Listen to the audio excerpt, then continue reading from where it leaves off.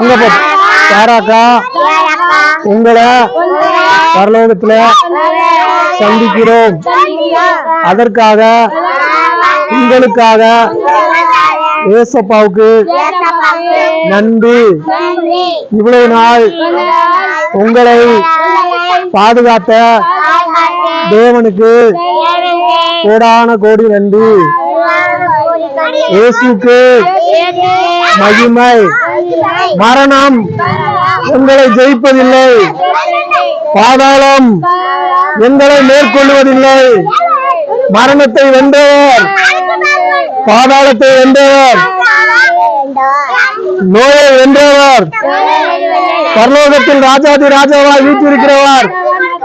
எல்லாரும் சொல்லுங்க, இயேசு ராஜா, இயேசு ராஜா. உங்களுக்கு நன்றி, இயேசு ராஜாவுக்கு நன்றி.